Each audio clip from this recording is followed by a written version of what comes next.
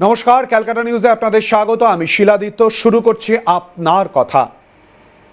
1 বছর আগে মহিলাদের রাত জাগা, এই রাত প্রত্যেকে জেগেছিলেন। ক্যালকাটা নিউজ একেবারে প্রথম থেকে সমস্ত তথ্য খবর তুলে ধরেছে আপনাদের সামনে, এবং তারই সঙ্গে মানুষের কথা অর্থাৎ আপনাদের কথা তুলে ধরেছে প্রথম থেকেই সিএন। আজও কিন্তু আপনাদের সঙ্গেই রয়েছি। সারা বাংলা, সারা দেশ, বিশ্বের বিভিন্ন প্রান্তে যে প্রশ্ন উঠে এসেছিল, যে প্রশ্নের উত্তর হয়তো এখনো পর্যন্ত অধরা, কে বা কারা কাদম্বিনীর মৃত্যুর সঙ্গে জড়িত, আরজি করে এই ঘটনা, এই নারকীয় ঘটনার সঙ্গে কে বা কারা জড়িত, তোলপাড় হয়ে গিয়েছিল। বারবার করে প্রশ্ন উঠেছিল, সঙ্গে প্রশ্ন উঠেছিল মহিলাদের নিরাপত্তা নিয়ে, যে কারণে মহিলাদের রাত জাগার প্রসঙ্গ চলে এসেছিল। অবশ্যই করে দেখাবো, প্রতিটি মুহূর্ত 1 বছরে তুলে ধরবো আপনাদের সঙ্গে, যেখানে প্রশ্ন রয়েছে, বিক্ষোভ রয়েছে, ক্ষোভ রয়েছে, উত্তরের অপেক্ষা রয়েছে। আমরা দেখিয়ে দেব সেই রাতের ছবি আপনাদের সামনে।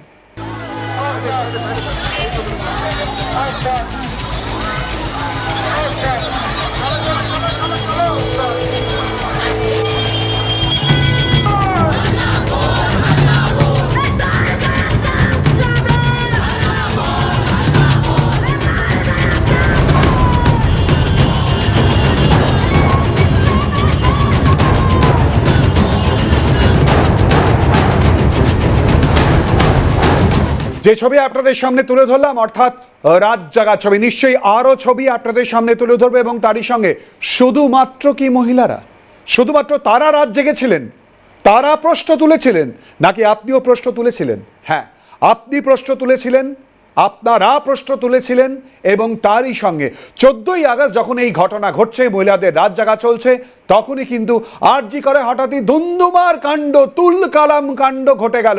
ঠিক কি পরিস্থিতি তৈরি হয়েছিল আবারও আপনাদের সামনে।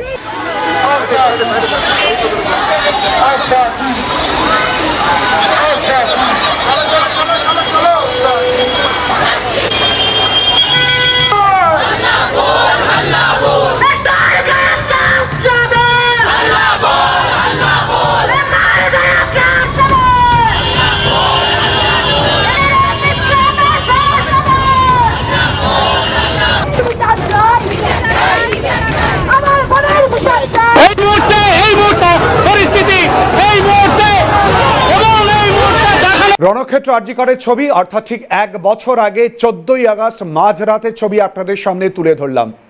আর বারবার যে প্রসঙ্গ উঠেছিল, বাবা মাকে যথেষ্ট হেনস্থার শিকার হতে হয়েছিল, সেই প্রসঙ্গও কিন্তু বারবার উঠেছে, এবং ছবিতেও বারবার করে প্রশ্ন উঠেছিল। কি পরিস্থিতি তৈরি হয় দেখাবো।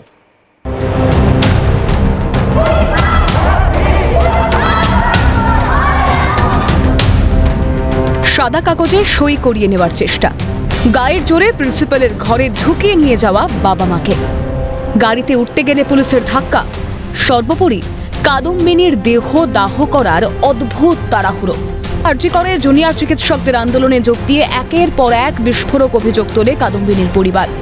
মা বাবা তো বটেই, 9ই আগস্ট ঘটনার পর থেকে একের পর এক হেনস্থার শিকারের কথা সর্বসমক্ষে তুলে ধরেন কাদম্বিনীর কাকা, কাকিমা, দাদাও। পুলিশের বিরুদ্ধে একের পর এক বিস্ফোরক অভিযোগ তুলে ধরা হলো ক্রমান্বয়ে।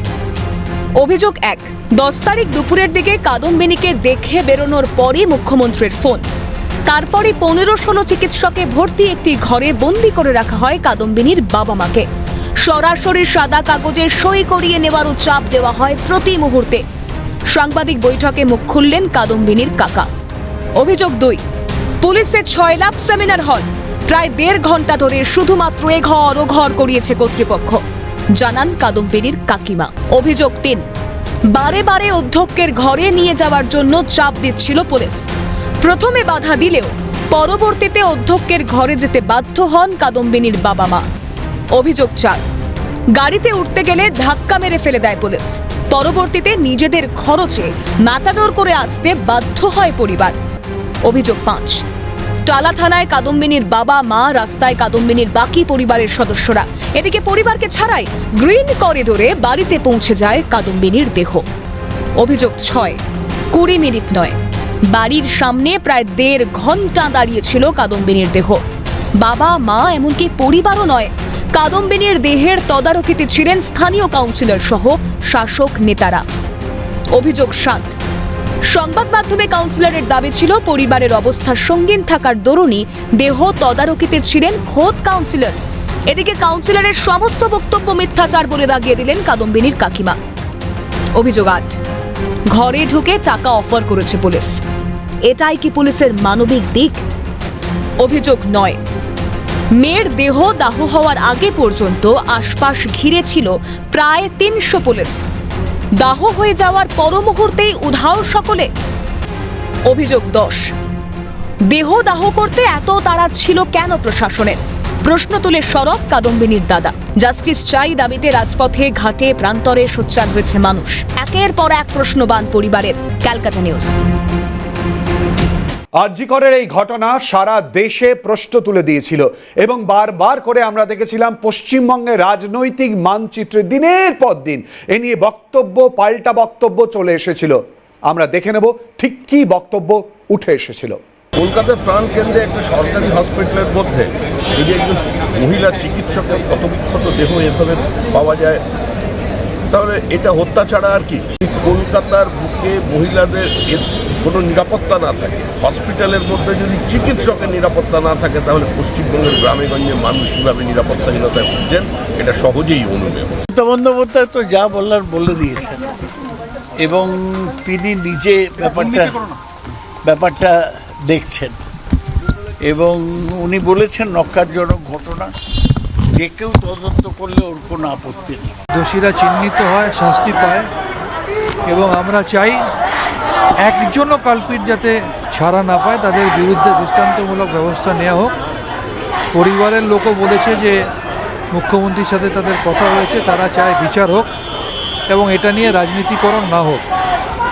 এবং মাননীয় মুখ্যমন্ত্রী নিজে আজও বলেছেন যে জুনিয়র ডাক্তাররা যারা, তাদের যে আবেদন, তাদের যে দাবি, তাদের যে ডিম্যান্ড, তাদের যে অ্যাজিটেশন, তাদের যে প্রোটেস্ট, এটা অত্যন্ত যুক্তিযুক্ত।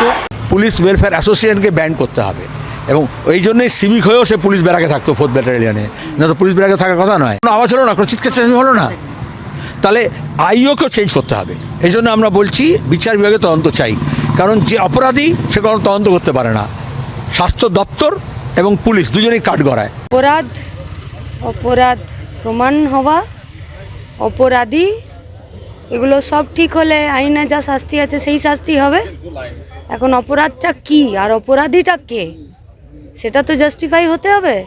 সেটার জন্য রাজ্যের পুলিশ মন্ত্রীর ভূমিকা কি?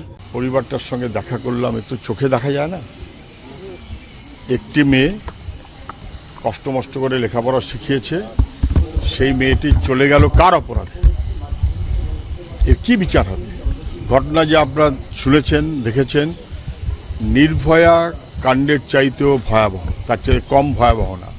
এসব ভয়াবহর মাপকাঠি হয় না কে বড় কে ছোট, কিন্তু নির্ভয়ার চাইতে কোনো অংশে কম নয়। সেটা রাস্তায় মেডিকেল স্টুডেন্ট।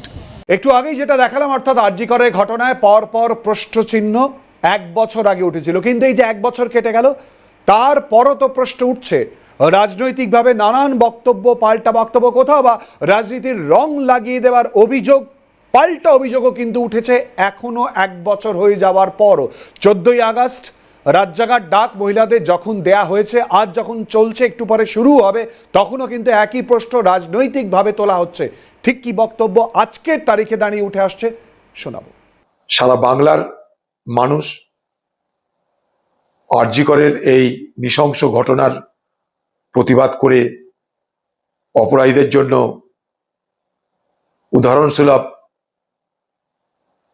উদাহরণস্বরূপ শাস্তি দাবি করেছিল।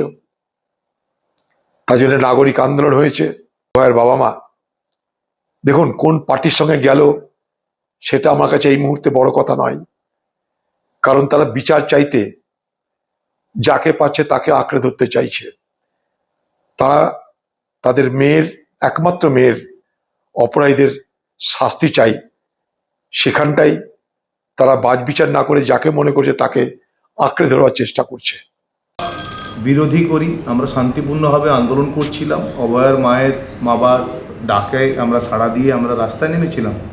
কোথায় নবান্ন, কোথায় পার্ক স্ট্রিট, সে যাই হোক না কেন, ওখানে আমার উপরেও অ্যাটাক হয়েছে, মার পড়েছে, সাধারণ মানুষের ওপরে মার পড়েছে। সে বুড়ো বুড়ি কাউকে বাদ দেয়নি। আচমকা পুলিশ তার লাঠিচার্জ চালায়, সেটা নিয়েও আমি কিছু বলিনি যে পিটিয়ে ছাল তুলে দেবো যদি ভারতের ফ্ল্যাগের ওপরে তোমরা হাঁটাচলা করো। বারবার করে যে প্রসঙ্গ উঠে আসছে, অর্থাৎ এই ঘটনা ঘটার 1 বছর পরও 14ই আগস্ট আবারও রাত দখলের ডাক দিতে হলো আজকে 2025 সালে এসে। কেন? এই 1 বছর ধরে কি কি ঘটনা প্রবাহ ঘটলো, কেন এই প্রসঙ্গক্রমে আবারও যেতে হলো, আমরা সেই তথ্য খবর আপনাদের সামনে তুলে ধরেছি, তুলে ধরবো আবারও 1 বছরের ছবি।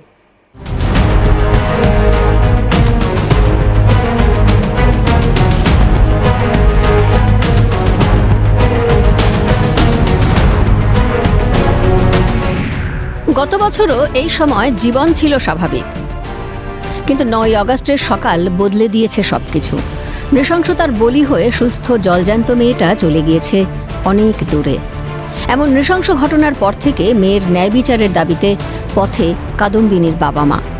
ঘুরেছে আদালত, প্রশাসনের দরজায় দরজায়, চাহিদা একটাই, ন্যায় বিচার। লড়াই অবশ্য একা ছিল না আরজি করের নিহত নির্যাতিতা ডাক্তারের পরিবার। প্রথম থেকেই পাশে পেয়েছে মেয়ের সহপাঠী জুনিয়র ডাক্তারদের। রাজপথে উঠেছে উই ওয়ান্ট জাস্টিস স্লোগান। নারী নিরাপত্তার দাবিতে রাত দখল দিয়ে শুরু হওয়া আন্দোলন পৌঁছেছে অনশনে। উদ্দেশ্য আরজি করের নিহত নির্যাতিতা ডাক্তারকে ন্যায় বিচার এনে দেওয়া। এর মধ্যে ঘটে গিয়েছে 14ই আগস্ট রাতে আরজি কর হাসপাতালে ভাঙচুরের ঘটনা। সব দাবি একত্রিত করে ধর্মতলার ওয়াই চ্যানেলে দিনের পর দিন বসে থেকেছেন জুনিয়র ডাক্তাররা। হয়েছে লালবাজার অভিযান। কলকাতার তৎকালীন পুলিশ কমিশনার বিনীত গোয়েলের হাতে শিরদাঁড়া তুলে দিয়েছিলেন। জুনিয়র ডাক্তারদের সঙ্গে কাদম্বিনীর ন্যায় বিচার চেয়ে পথে নেমেছেন অসংখ্য সাধারণ মানুষও। প্রবল আন্দোলনের মুখে কলকাতার পুলিশ কমিশনারের পদ থেকে সরানো হয় বিনীত গোয়েলকে। আরজি কর অধ্যক্ষের পদ থেকে সরানো হয় সন্দীপ ঘোষকেও।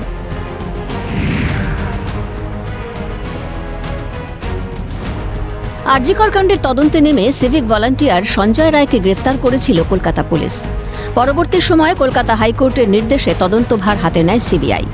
নৃশংস হত্যাকাণ্ডের ধর্ষণ, খুনে তথ্য প্রমাণ লোপাটের অভিযোগে গ্রেফতার করা হয় টালা থানার প্রাক্তন ওসি অভিজিৎ মণ্ডলকে। সঙ্গে গ্রেফতার হন আরজি করের প্রাক্তন অধ্যক্ষ সন্দীপ ঘোষ। আরজি কর হাসপাতালে গিয়ে ঘটনার 3D ম্যাপিং করে সিবিআই। ঘটনার পুনর্নির্মাণও করা হয়। মূল অভিযুক্ত সঞ্জয় রায়কে নিয়ে শুরু হয় মামলাও। শিয়ালদা আদালত সঞ্জয়কে দোষী সাব্যস্ত করে, আমৃত্যু কারাদণ্ডের নির্দেশ দেয়। যদিও রায় সন্তুষ্ট করতে পারেনি নির্যাতিতার পরিবারকে। ফলাফল আবার গোড়া থেকে লড়াই মেয়ের নৃশংস পরিণতির ন্যায় বিচার ছিনিয়ে আনার। 9ই আগস্ট আরজি কর কাণ্ডের 1 বছর। 1 বছর কাদম্বিনীর চলে যাওয়ার। বছর ঘুরেও অধরা ন্যায় বিচার। শেষ পর্যন্ত ন্যায় বিচার পাবে তো তিলোত্তমার কাদম্বিনী? কলকাতার কল্লোলে চাপা পড়ে যাবে না তো কাদম্বিনীর নিদারুণ সেই আর্তনাদ? ক্যালকাটা নিউজ। আপনাদের সামনে এই ছবি তুলে ধরছি, আরো বিস্তারিতভাবে অবশ্যই করে তুলে ধরবো। আর এই আন্দোলন বা এই রাত দখলের ডাক যারা দিয়েছিলেন তারা এই মুহূর্তে আমাদের সঙ্গে রয়েছেন এবং তাদের সঙ্গে কথা বলবো। রিমঝিম সিনহা আমাদের সঙ্গে রয়েছেন। রিমঝিম, 1 বছর হয়ে গেল, আবারও রাত দখলের ডাক দিতে হলো কেন? দিতে হলো কারণ এই 1 বছরে প্রচুর ঘোষণা পেয়েছি আমরা, কিন্তু কোনো বাস্তবায়িত রূপ দেখতে পাইনি সেই ঘোষণার। যেমন ঠিক রাত দখলের পরপরই একটি অদ্ভুত প্রেস রিলিজ বেরিয়েছিল সরকারের তরফ থেকে, রাজ্য সরকারের তরফ থেকে, যেখানে বলা হয়েছিল যে মহিলাদেরকে নাইট শিফট না দিলেই ভালো হয়। সেই রকমই 1 বছর বাদে 31শে জুলাইয়ের যে ঘোষণা বের করেছেন এই রাজ্য সরকার, সেখানে দেওয়া হয়েছে যে মহিলাদেরকে নাইট শিফট দেওয়ার সময় তাদের কনসেন্ট যাতে যাচাই করা হয় এবং তাদের থেকে তাদের কনসেন্ট নেওয়া হয়। অদ্ভুতভাবে প্রথমটিতে বলা হয়েছিল এমন ভাবে যে মহিলারা রাত্রেবেলা বাইরে বেরোলেই একমাত্র তারা কোনো ধরনের হ্যারাসমেন্ট বা সেক্সুয়াল অ্যাসল্টের শিকার হবেন। এইভাবে বলা হয়েছে যে কনসেন্ট একমাত্র বোধহয় মহিলাদের ক্ষেত্রেই ধার্য। সুতরাং দুই দিকেই এইটা পরিষ্কার যে 1 বছরের মধ্যে যে মানসিক বদলের, যে কাঠামোগত বদলের কথা আমরা বারবার তুলে ধরেছি, সেইটি শুধুমাত্র ঘোষণাতেই রয়ে গেছে। তাই আবার 14ই আগস্ট আমরা রাস্তায় নামছি, যেভাবে গোটা বছর ধরে নানান এলাকায় রাস্তায় নেমেছি এবং কলকাতাতেও রাস্তায় নেমেছি।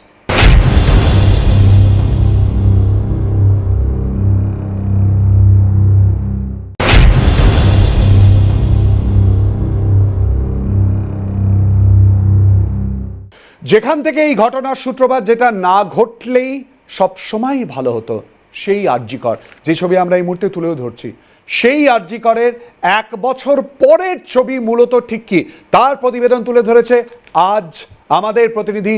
বছর ঘুরলেও এখনো বিচার অধরা কাদম্বিনীর ঘটনার। কাদম্বিনীর পরিবার আজও বিচারের দাবিতে অনড় রয়েছে। কাদম্বিনী ঘটনার পরে প্রতিবাদে নেমেছিল সাধারণ মানুষ। রাত দখলের ডাক দিয়েছিল অভয়া মঞ্চ থেকে শুরু করে একাধিক সংগঠন। এবং 14ই আগস্ট, গত বছর 14ই আগস্ট রাত দখলের সময় প্রতিবাদীদের ভিড়ে মিশে একদল দুষ্কৃতী আরজিকর হাসপাতালে তাণ্ডব চালায়। সেই ঘটনার আজ 1 বছর, অর্থাৎ আজকের দিনেই গত বছর রাত্রিবেলা প্রায় 12টা নাগাদ একদল দুষ্কৃতী তাণ্ডব চালায় আরজিকর হাসপাতালের এমার্জেন্সি বিভাগে। ভাঙচুর করা হয় একাধিক দামি এবং উন্নত যন্ত্রাংশ, ভেন্টিলেশন, বাইপ্যাপ, ইসিজি মতো যন্ত্রাংশ নষ্ট করা হয় এবং কার্যত ধ্বংসস্তূপে পরিণত করা হয় এমার্জেন্সি বিভাগ। এবং তারা চলে যান চেস্ট মেডিসিন বিভাগের উদ্দেশ্যে। যদিও চেস্ট মেডিসিন বিভাগ কোন তলায় অবস্থিত তা বুঝতে না পেরে তারা অন্য ফ্লোরে চলে যান। কিন্তু আরজিকর হাসপাতালে তৈরি হয় ফের বিভীষিকাময় পরিস্থিতি। দেখা যায় পুলিশও পালিয়ে প্রাণে বাঁচার চেষ্টা করছিল। পাওয়া উচিত এবং সেটার জন্য আমরা প্রশাসনের উপর নির্ভর করব এবং তারা যেন সঠিকভাবে এটা সবার আমরা সেইটা বিচারটা পাই সঠিক। প্রশাসনকে বলবো সেটার দিকে আমাদের সেটা যেন ওনারা যেন আমাদের সাহায্য করেন। আমাদের প্রশাসন ভরসা ছাড়া তো আর কিছু করার নেই না, আমাদের প্রশাসনের বিচারের উপর ভরসা রাখতেই হবে। তার কথায় আমরা সাধারণত বিশেষ ব্যক্তিদেরকে নিয়ে আসার চেষ্টা করি, তাদের বক্তব্য তুলে ধরি। আরজিকর আন্দোলন বা তার পরবর্তী অধ্যায়ে এমন পরিস্থিতি তৈরি হয়েছিল যে আপনাদের প্রত্যেকের প্রশ্ন, প্রত্যেকের কথা হয়ে দাঁড়িয়েছিল। আপনাদের কথায় আরজিকরের নির্যাতিতা মা এবং বাবা এসে উপস্থিত হয়েছিলেন। মা কান্নায় ভেঙে পড়েছিলেন, তারই সঙ্গে প্রশ্ন তুলেছিলেন, কেন আমি আমার মেয়ের কথা বলবো, আমাকে দেখা যাবে না, অন্ধকারে থাকতে হবে। আমার মেয়েকে অন্ধকারে যারা পাঠিয়ে দিল তারা কি বলেছিলেন তিনি শোনাবো। আমার মেয়েটাকে আজ আমি হারিয়ে ফেলেছি। এটা আমার মনে হয় কোথাও গিয়ে মেয়ের কাছেই আমি ক্ষমা প্রার্থী, আমাকে ক্ষমা করিস মা, তোকে আমি বাঁচাতে পারিনি, তোর ওই আর্তচিৎকার আমার কানে এসে পৌঁছায়নি। কি দোষ করেছিল আমার মেয়েটা? দোষ করেছিলাম আমরা। তার ডিউটিরত অবস্থায় তাকে হসপিটালের মধ্যেই খুন হতে হলো, ধর্ষিতা হতে হলো। হসপিটালের কেউই জানলো না এই অস্বাভাবিক ঘটনা। কোনোদিনও মেনে নেব না। দিন না বিচার পাই ততদিন লড়াই চালিয়ে যাব। একে বড় করার জন্য অনেক লড়াই করেছি। যখন ছোট মা আমি ডাক্তার হব বলতো, তখন আমরা একটা টালির বাড়িতে থাকতাম। সেই চিন্তাই সবসময় ওকে বেশিরভাগ টাইম আমিই পড়াতাম আর আমার সঙ্গে জড়িয়ে থাকতে মেয়েটা ভীষণ ভালোবাসতো। মেয়েটা আর আমার কাছে নেই, কিন্তু তার মৃত্যুতে গোটা দেশ যে নড়েছে তার মধ্যে অবশ্যই একটা পাওয়ার ছিল। এই যে আজকে আমরা অন্ধকারে আমরা মুখ দেখাতে পাচ্ছি না, কেন? আমরা তো লজ্জিত নই এক ফোঁটাও। আমরা তো সেই গর্বিত বাবা মা যারা মেয়ের জন্য গর্ববোধ করতে পারবে। আমার তো সেই সন্তান, যে সন্তানকে নিয়ে আমাদের গর্ববোধ ছিল, এখনও আছে, আগামীতেও থাকবে। তাহলে আমরা কেন তার নামটা নিতে পারবো না? তার নাম নিতে না পারাটাও একটা অপরাধ। আমি সে সবসময় এই অপরাধ বোধে ভুগি যে আমি মা তুই চলে গেলি, তোর নামটাও নিতে পারি না। কিন্তু বাড়িতে আমরা সবসময়ই নাম নিই তার। এখানে যেহেতু বলা যায় না তাই বলি না। কিন্তু এটা নিয়েও আমার সরকারের কাছে আবেদন থাকবে যে কেন আমরা মেয়ের নাম নিতে পারবো না। আর ঠিক এই ঘটনার 1 বছর পর নির্যাতিতার বাবা তিনিও আমাদের স্টুডিওতে এসে উপস্থিত হয়েছিলেন। আইনের নানান বিষয় নিয়ে তিনি কথা বলেছেন এবং তারই সঙ্গে বারবার করে বলেছেন যে কেন আমার মেয়েকেই টার্গেট করা হলো, কি উদ্দেশ্য ছিল, কি কারণ ছিল, বারবার করে এই প্রসঙ্গ তুলেছেন। সঙ্গে প্রশ্ন তুলেছেন পুলিশের ভূমিকারও। যারা বলছে যে আমরা বিচার পেয়েছি তারা তো প্রথম থেকেই ব্যাপারটাকে কভার আপ করার চেষ্টা করেছে। এবং আমাদের চোখের সামনেই করেছে, আমাদের ওখানে বসিয়ে রেখে আমাদের চোখের সামনে, এবং আমাদের যে প্রশাসন যাদের কাছে আমরা বিচার পাবো, যেখানে কলকাতা পুলিশের প্রধান CP Vineet Goel, ACP Muralidhar Sharma, homicide inspector Sophia Mallick present, যারা এত বড় বড় আইপিএস অফিসার যেখানে প্রেজেন্ট থাকা সত্ত্বেও আমরা কি করে জানবো যে তারা কভার আপ করার জন্য এখানে উপস্থিত? পুলিশ কমিশনার বদল হয়ে আমাদের লাভটা কী হয়েছে? যিনি তো যা করার প্রথম দিনই করে দিয়েছেন। আইনের একটা পরিভাষা আছে, এই লাস্ট সিন থিওরিটা কেন প্রয়োগ করা হয়নি এখানে? এখানে যেহেতু যারা লাস্ট সিনে ছিল তারা প্রভাবশালী, CBI open status report Sealdah কোর্টে এখন দিচ্ছে, দেখেই যাচ্ছে খালি if any, and further investigation going on.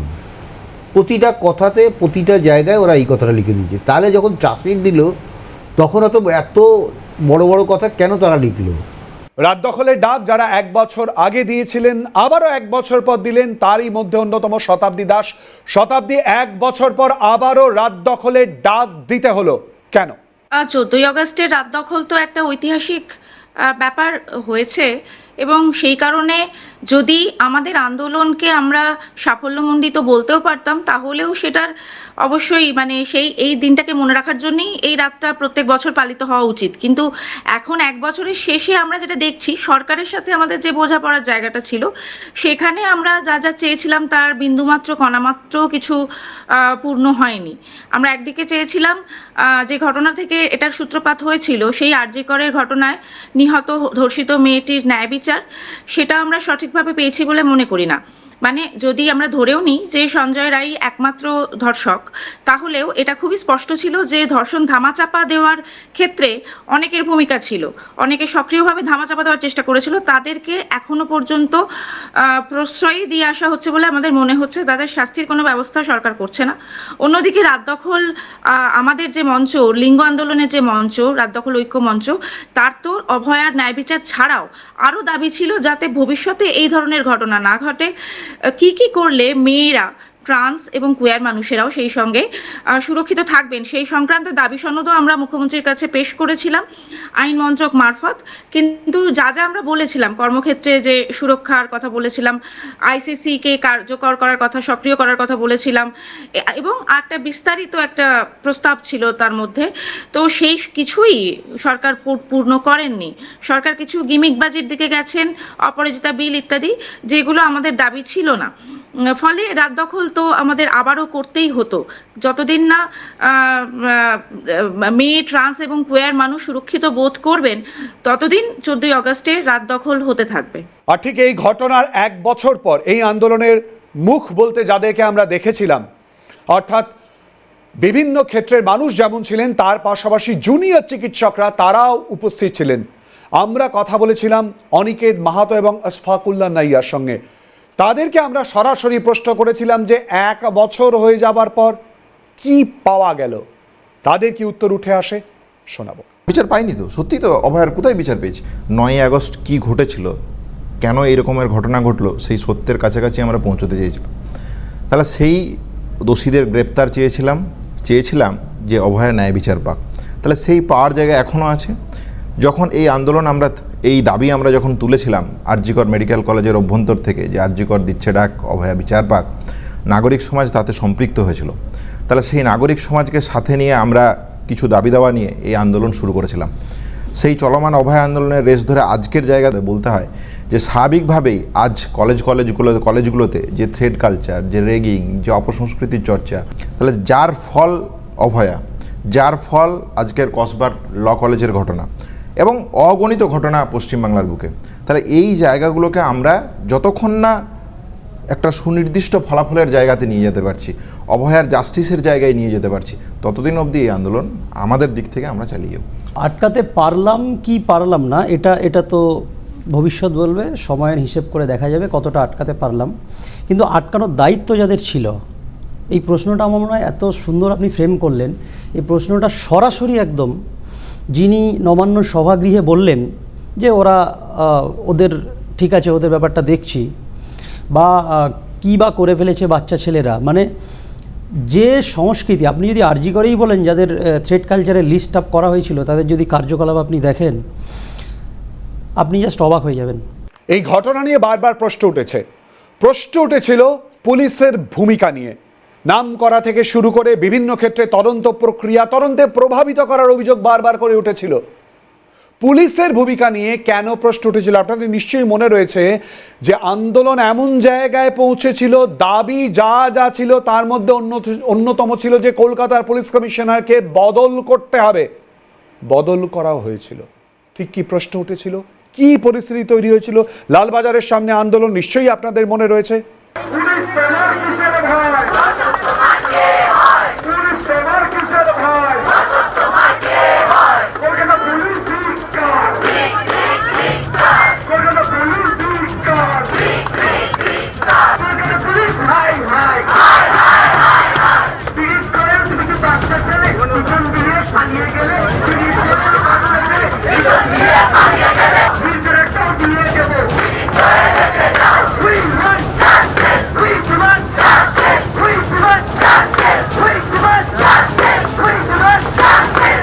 কলকাতার তৎকালীন পুলিশ কমিশনার বিনীত গোয়েল 14ই আগস্টের ঘটনার পর মেজাজ হারিয়ে ঠিক কি বলেছিলেন শোনাবো। Calcutta police not done. In this case, they have done everything, and I do it. I'm saying it under everything under my command. আমরা তো এখানে প্রোটেকশনের জন্যই আছি, এতদিন ধরে প্রোটেকশনের জন্য রয়েছি। আমার এতগুলো police personnel, DC is unconscious, DC not, আপলোতে ভর্তি আছে ওখানে, ঠিক আছে। এন্ড আমি একটা বলবো আপনাকে, সিবিআই কে আপনি নিশ্চয়ই প্রশ্ন করবেন কি ক্যালকাটা পুলিশ কোনো ডিসঅনেস্টি দেখিয়েছে কিনা, কিভাবে তদন্ত করেছে, এই প্রশ্ন আপনাদেরকে সিবিআই কে নিশ্চয়ই করা উচিত। You must put this question to CBI the way you are putting these questions to me. You must put this question. Have we shown any laxity, disintegrity, disappearance of evidence, anything? Anything? The kind of campaign which has been run against us, against my men. You don't know the kind of demotivation they are going through. The city is going through so much of law and order. Incident happened, we know. But we are doing our level best. I know it's a very sad incident, we all know. It was a very, very sad incident. আমরা প্রত্যেকবার বলেছি যে আমরা সব রকম করছি। The standard process. All kinds of people are talking all kinds of stories which have no basis. Why UD case was started? This is the process.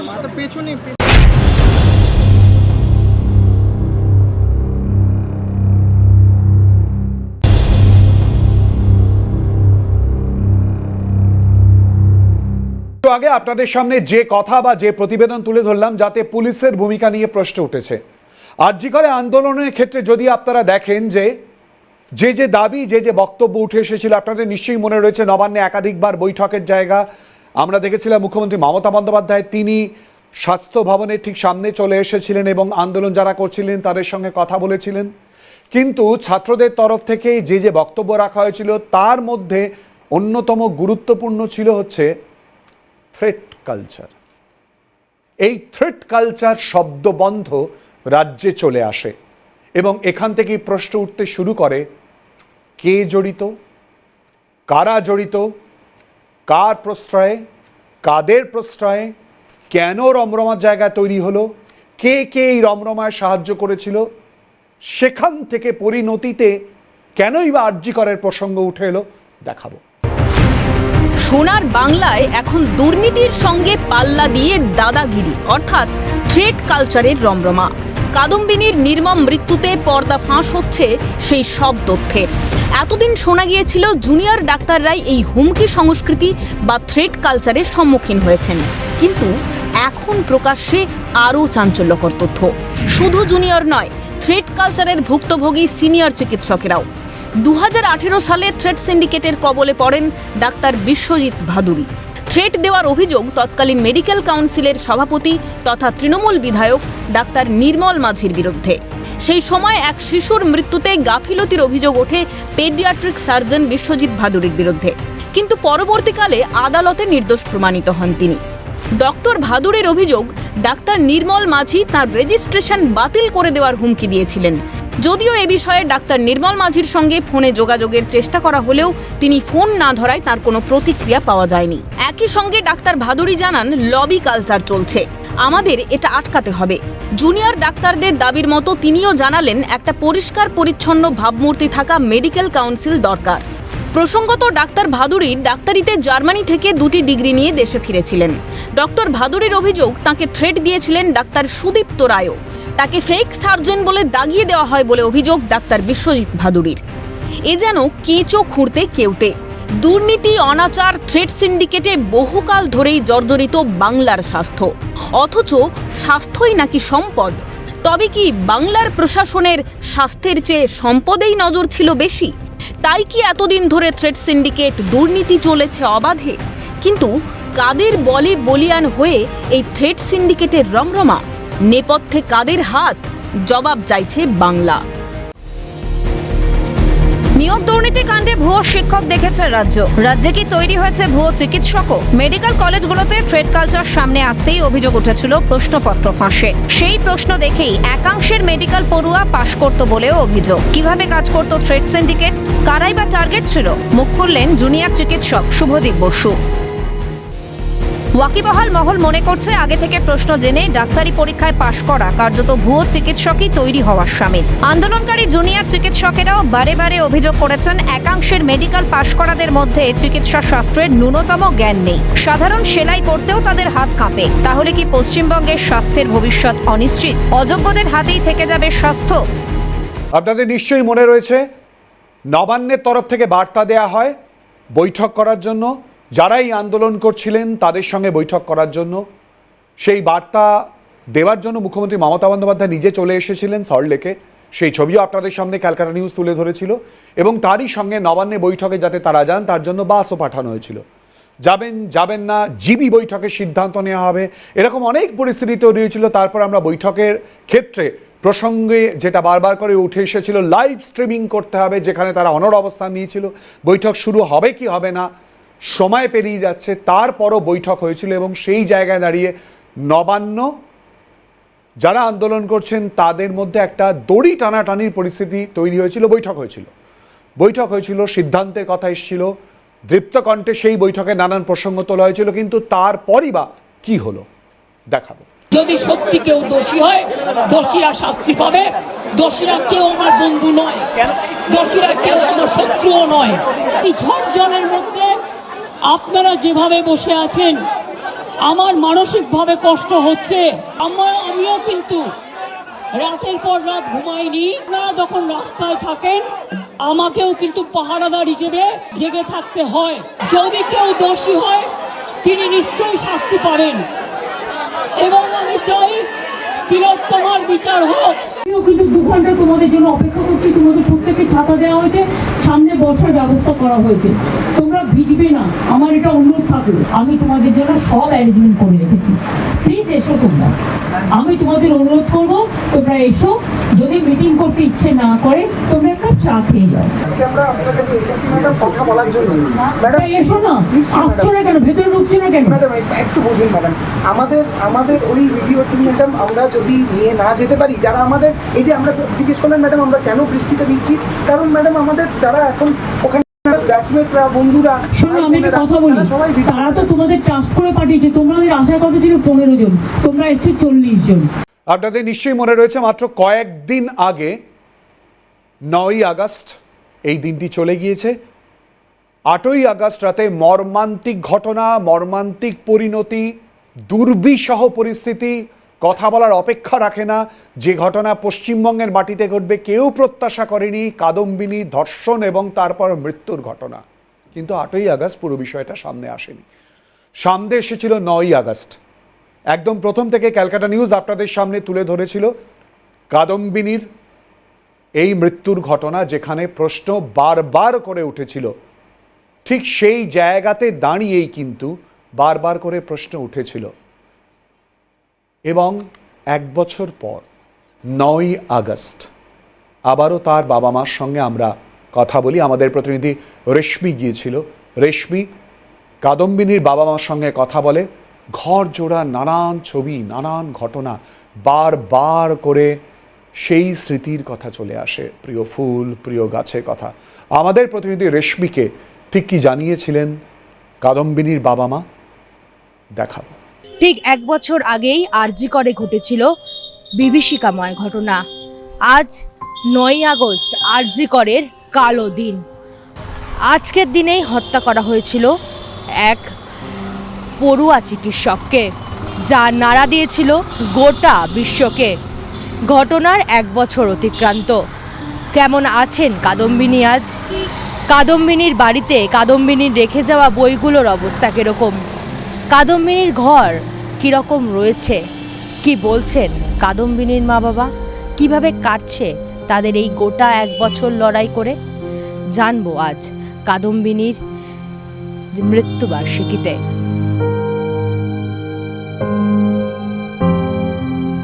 স্মৃতির ভিড়ে মিশে আছে কাদম্বিনী। ঘর জুড়ে শুধুই ছড়িয়ে ছিটিয়ে তার বই খাতা, আরও কত কিছু। শুধু সেসব ছুঁয়ে দেখার মানুষটা আজ আর নেই। নিস্তব্ধ ঘরে শুধুই হাহাকার কাদম্বিনীর বাবা মায়ের। এই ঘরেই থাকতেন কাদম্বিনী, আর তারিখ এই ঘর দিয়েই শেষবারের মতো তিনি বার হয়েছিলেন। 9 তারিখ ফিরেছিলেন বটে তিনি যখন ফিরেছিলেন তার বাড়ির সামনে ছিল উপচে পড়া ভিড়, কিন্তু তার দেহে ছিল না প্রাণ। কাদম্বিনীর ঘরে আজও ছড়িয়ে ছিটিয়ে রয়েছে কাদম্বিনীর একাধিক স্মৃতি। ঘড়ি রয়েছে, ঘড়ি চলছে, সময় এগিয়ে যাচ্ছে, কিন্তু যার ঘড়ি সে আজ নেই। কারণ আমরা শুনেছি কাদম্বিনী খুব মেধাবী ছাত্রী ছিলেন, কিন্তু যার জন্য কাদম্বিনী চলে গেলেন বা যাদের জন্য কাদম্বিনী চলে গেলেন তারা কি আজও সঠিক বিচার পেলেন? প্রশ্ন থেকেই যাচ্ছে। মেয়ের সব জিনিস যত্ন করে রাখাটাই এখন আমার কাজ। আরও অনেক কাজ দিয়ে গেছে আমাকে, যেমন ও ফুল গাছ খুব ভালোবাসতো, সেই ফুল গাছগুলো ভালোভাবে দেখাশোনা করে রাখি। ঠিক এখানটায় দাঁড়িয়েই ও মাথা আঁচড়াতো আর আমি ওকে খাইয়ে দিতাম। 8 তারিখেও ঠিক তাই করেছিলাম। এই যে হলো, কেন হলো, কারা করলো, এগুলো যতদিন না আমরা জানতে পারছি, মেয়েটা তো আর ফিরে আসবে না। আমরা ছেড়ে দেব না কিছুতেই। আমরা সেই 9 তারিখ যে তিমিরে ছিলাম, এখনও সেই তিমিরেই আছি। আপনি মনে করেন এখনো অভিযুক্তরা আরজি করের মধ্যেই রয়েছে? হ্যাঁ, অভিযুক্তরা এখনও আরজি করের মধ্যেই রয়েছে। ঘরে যত জিনিস, সোফা থেকে শুরু করে সব ও নিজেও সুন্দর করে গুছিয়ে সব করেছিল। এমনকি আমাদের যে সেবায় নিয়োজিত যে প্রাণ, সেই প্রাণটা কেন দুষ্কৃতীরা কেড়ে নিল, এটা জানি না কেন হলো আমাদের সাথে। অর্থাৎ কাদম্বিনীর যে শখের জিনিসগুলি সেগুলি সবই আছে, শুধু নেই কাদম্বিনী। আমার মেয়ের অনেক স্বপ্ন, সারা বাড়ি ছড়িয়ে রয়েছে ওর স্বপ্ন, শুধু ওই নেই। মন খারাপের সঙ্গে ছিল হারমোনিয়াম, যে হারমোনিয়ামে সুর বাজে না আর। ধুলোয় মোড়া বাক্সে বন্দি হারমোনিয়ামে শুধু থেকে গিয়েছে কাদম্বিনীর স্পর্শ। প্রিয় ফুল ছিল অর্কিড, পছন্দের ফুলেই সাজানো সাধের ছাদ বাগান। কাদম্বিনীর যত্ন করে বসানো চারা গাছেও ফুল ফুটেছে। মেয়ের সাজানো ছাদ বাগানের প্রতিটা স্মৃতি এখন মায়ের বেঁচে থাকার রসদ।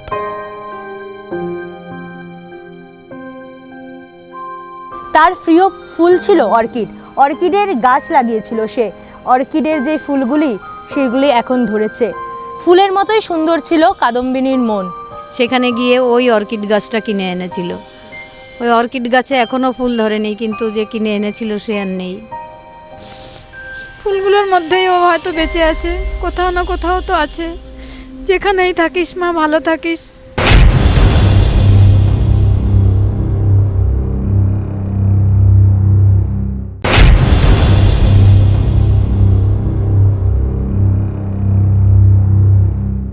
সঞ্জয় রায়ের নাম ইতিমধ্যেই সামনে চলে আসে।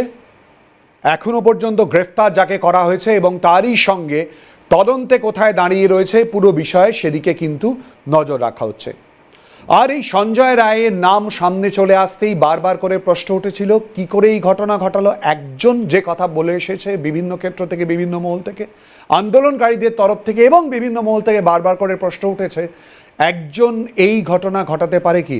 আর এই সঞ্জয় রায়ের বাড়িতে আজ থেকে 1 বছর আগে যখন ঘটনা সামনে আসে তখনও ক্যালকাটা নিউজ পৌঁছে গিয়েছিল, আজও পৌঁছে গিয়েছিল, আমাদের প্রতিনিধি সঞ্জয় রায়ের বাড়িতে পৌঁছে গিয়েছিল এবং তারপর তার বাড়ির লোকের বক্তব্য তুলে ধরার আমরা চেষ্টা করেছিলাম, যদিও বিশেষ কোনো বক্তব্য দিতে চাননি। কিন্তু কি প্রতিবেদনে উঠে আসে দেখাবো। খুলুন না দরজাটা। না আজকে তো আরজি করের 1 বছর হলো। না আপনার কি আজকে খারাপ লাগছে ছেলের জন্য?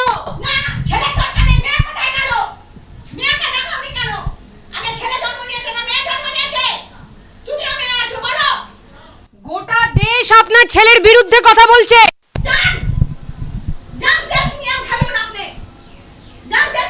আপনি একজন মায়ের মতো আরো একজন মায়ের সন্তান চলে গেছে। সঞ্জয় রায়ের যে শম্ভুনাথ পণ্ডিত স্ট্রিটে তার যে বাড়ি রয়েছে, সেই বাড়ি কিন্তু সকাল থেকে দেখতে পাওয়া যাচ্ছে বাড়ির সামনে যে মেন গেট, সেই গেট একেবারে তালাবন্ধ। সঞ্জয় রায়ের মা তিনি কিন্তু একেবারে ক্যামেরা দেখেই ভেতরে প্রবেশ করে যান এবং স্বাভাবিকভাবেই আরজি কর কাণ্ডের 1 বছর পার। গোটা 1 বছর ধরে আমরা দেখেছি বিভিন্ন প্রান্ত থেকে প্রতিবাদ হয়েছে। গত বছরও এই প্রতিবাদের ঢেউ একেবারে আছড়ে পড়েছিল দেশ পেরিয়ে বিদেশের মাটিতে। আজ 1 বছর যখন অতিক্রান্ত হচ্ছে তখনও একই রকমভাবে প্রতিবাদ চলছে। কিন্তু সঞ্জয় রায়ের পরিবারের সদস্য, তার মা কিন্তু মুখে কুলু পেটেছেন, কোনো উত্তর নেই। ক্যামেরা দেখে একেবারে দরজায় তালা লাগিয়ে ভেতরে দরজা বন্ধ করে বসে রয়েছেন তিনি। দোষী সাব্যস্ত করা হয় সঞ্জয় রায়কে, কিন্তু মূলত ঠিক কি কি অভিযোগ ওঠে এবং তারই সঙ্গে সাজা ঘোষণায় মূলত কি কি উল্লেখ করা হয়, কি কি বলা হয় এবং তারই সঙ্গে ধারা কোন কোন বিষয়ে প্রয়োগ করা হয়েছে।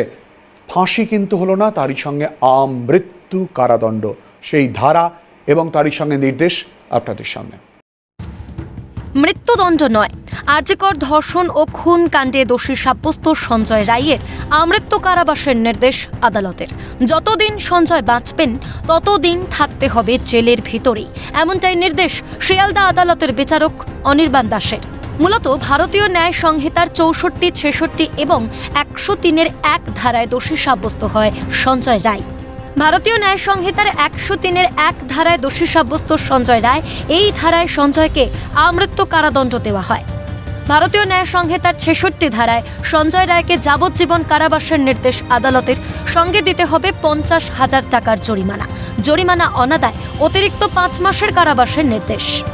ভারতীয় ন্যায় সংহিতার 64 ধারায় সঞ্জয়কে 10 বছরের কারাদণ্ড দেওয়া হয়েছে, সঙ্গে দিতে হবে 50,000 টাকার জরিমানা। জরিমানা অনাদায় অতিরিক্ত 5 মাসের কারাবাসের নির্দেশ। এছাড়াও মামলায় বিচারকের পর্যবেক্ষণ, নিহত চিকিৎসকের পরিবারকে 17 লক্ষ টাকা ক্ষতিপূরণ তুলে দেওয়ার দায়িত্ব নিতে হবে রাজ্য সরকারকেই। এই ঘটনা বিরলের মধ্যেও বিরলতম নয়, পর্যবেক্ষণ বিচারক অনির্বাণ দাসের। প্রত্যেকেই অপেক্ষা করেছিলেন, অর্থাৎ সঞ্জয় রায়কে মূলত কি সাজা ঘোষণা করা হয়, কোন কোন ধারায় এবং তারই সঙ্গে তারপর বিভিন্ন জায়গার প্রতিক্রিয়া।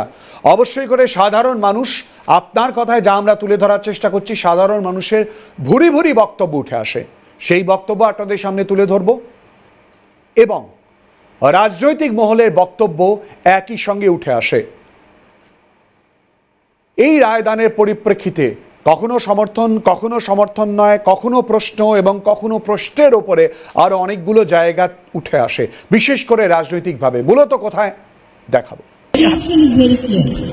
আমরা প্রথম দিন থেকে ফাঁসির দাবি করে এসেছিলাম এবং আজকেও আমরা সেই দাবিতে অটুট আছি, কিন্তু আদালতের রায় ন্যাচারালি এখন সবাই মিলে কি বলবেন আমি জানি না, বাট আমার কথা আমি বলতে পারি বা আমার দলের বক্তব্য যেটা হচ্ছে, আমরা 3টে কেসে আপনারা দেখেছেন 54 দিন থেকে 60 দিনের মধ্যে আমরা ফাঁসি অর্ডার করেই দিয়েছি। কিন্তু আমি জানি না এটা একটা সিরিয়াস কেস এবং এটা নিয়ে ফাঁসি দাবি আমাদের সবার ছিল। সেক্ষেত্রে বিচারের রায় নিয়ে আমি আমার কথা বলতে পারি। আমরা এটাই বলেছিলাম, আমাদের হাতে কেসটা থাকে আমরা কিন্তু অনেকদিন আগেই ফাঁসি অর্ডার দিয়ে দিতে পারতাম। মানুষ এই রায়ে খুশি নয় এবং আমিও একজন মানুষ, যার হুঁশ আছে সেই তো মানুষ। সমাজ, পরিবার কেউ খুশি নয়।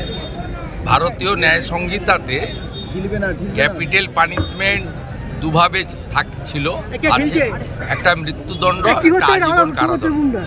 মহামান্য বিচারপতি তার ক্ষমতার বলে তিনি দিয়েছেন, আমি তার কলম বা তার রায়কে আইনগতভাবে চ্যালেঞ্জ করছি না। পরিবার সিবিআই তদন্তে খুশি নয়, পরিবার সিবিআই তদন্ত না, আপনি তো অন্য কথা বলছেন। আজকে তো জাজমেন্ট দিয়েছে বিচারক, সিবিআই তো সঞ্জয় রায়কে মেন অ্যাকিউজড করেছে এবং সিবিআই যে চার্জশিটটা তো আপনারা না পড়ে বায়াসড কোশ্চেন করছেন। না না, 30টা পয়েন্ট বলেছে সিবিআই, যেটা এটা অমীমাংসিত এবং আংশিক। 30টা পয়েন্ট বলেছে, যাতে আরো অনেকে যুক্ত থাকার সম্ভাবনা সিবিআই ওপেন রেখেছে চার্জশিটে। তবে যিনি বিচারক ঘটনাচক্রে তিনি বহরমপুরের ছেলে বলে শুনেছি, বিচারক ঠিক করবে যে এটা বিরলতম অপরাধ কিনা।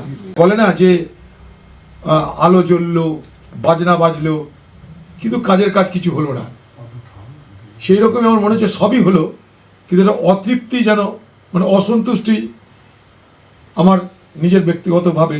1 বছর আগে মহিলাদের রাত জাগা আন্দোলনে যারা ডাক দিয়েছিলেন, অনুষ্কা দাস এই মুহূর্তে আমাদের সঙ্গে রয়েছেন। অনুষ্কা, 1 বছর পর আবারও রাত জাগার ডাক দিতে হলো কেন? আমরা আগের বছর 2024 সালে আমরা যে ঘটনাটি দেখেছিলাম, আরজি করে যে মর্মান্তিক ঘটনা ঘটেছিল গণধর্ষণের, তারপরে আমরা যে রাত দখলের ডাক দিয়েছিলাম 14ই আগস্ট 2024-এ, সেটা এখান থেকেই দেওয়া হয়েছিল যে তখনকার যে আরজি করের যে প্রিন্সিপাল ছিলেন সন্দীপ ঘোষ, তিনি একটি মন্তব্য করেছিলেন যে রাতের বেলা সেই মেয়েটি একা সেমিনার রুমে কি করছিল। সেখান থেকেই আমাদের এই স্পর্ধার জাগরণ হয়েছিল যে আমরা রাতের বেলা মেয়েরা একা কেন বেরোবে না। একা বেরোনো মানেই কি তাহলে তাকে ধর্ষণ হতে হবে? একা বেরোনো মানেই কি তাহলে তাকে নির্যাতিত হতে হবে? আরজি করে ঘটনার পর 1 বছর পেরিয়ে গিয়েছে, আবারও রাত জাগতে হচ্ছে। আর কয়েক ঘন্টা পর ঠিক কি ছবি উঠে আসছে ক্যালকাটা নিউজ আপনাদের সামনে সরাসরি তুলে ধরবে। অপেক্ষা করব আরও ভালো সুদিনের জন্য। আপনাদের চোখ থাকুক ক্যালকাটা নিউজে।